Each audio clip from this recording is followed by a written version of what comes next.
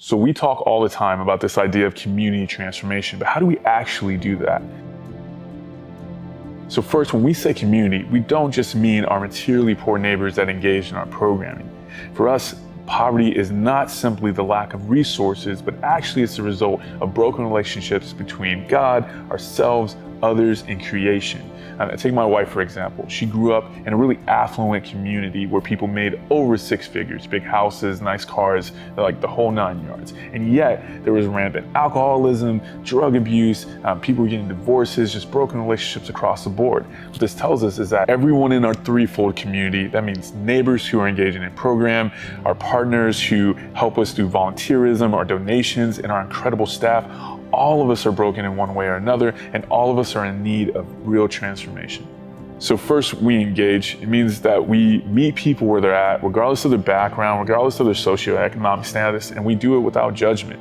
We also engage when it's inconvenient. So last week, I was on my way to staff Bible study, and a man stopped me and asked me for some money. I don't keep cash on me, so I wasn't able to serve him in that way. But we sat down, we had a conversation, and through that conversation, found out that what he really needed was his driver's license and his help getting his VA benefits. So we set some appointment with our adult team, and he was able to get the help that he needed, all because we engage even when it's inconvenient. We don't expect people to come to us. That's why you'll see us at high school basketball games. We throw on block parties. We'll go speak to Rotaries and Bible studies. We want to be in the community because we want to make sure that people know that we're here and we're here to serve.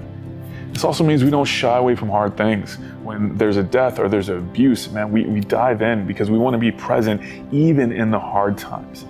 We also give opportunities for our community to engage with us. And so people can give us feedback and say, hey, we don't agree with this, or why are you doing this? And we want to make sure that we have these open lines of communication. And just internally, when there's staff issues or somebody hurt somebody else's feelings, man, we practice short accounts. We don't let that go on. We don't want grudges to build up. We want to make sure that we are engaging in healthy ways. And why? Because this is what Jesus did with us. Like, he engaged with us where we were at to show us love and mercy and grace, and we want to model that for our community. So second, we equip. We want to provide resources and skills to our partners, our neighbors, and our staff, so that way they can have success. And so for our students, this looks like when students are getting ready to graduate, we help with college applications. We teach parents how to do FAFSA. We'll take them on college visits.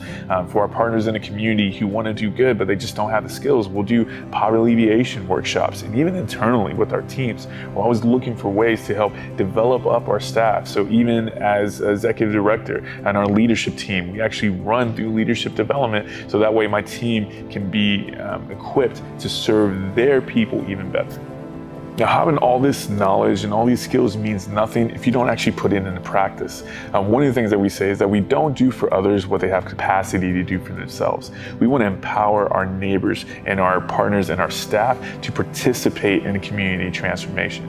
We don't want to do for people, we want to do with. Just like our students. Our students every year participate in hundreds of hours of community service, and not because they're in trouble, not because they're trying to raise money for something, but because we want to give them the confidence to know that they can affect change even without us.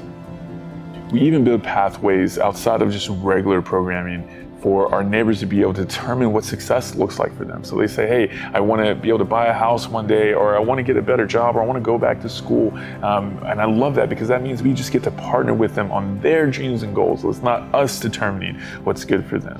And then for our staff, like, we're always looking for ways for staff to be able to take on leadership and grow in that. And so even with our Bible study, we'll have staff who lead that, and we'll train them on how to do that well, and then let them go do it. Like, this is empowerment. And this is the heart of what we do. So we engage with people from all walks of life and across socioeconomic lines. We equip them with the skills necessary for success, and then we empower them to use those skills to participate in their own transformations. Engage, equip, and empower. Galveston Urban Ministries, transforming a community, one relationship at a time.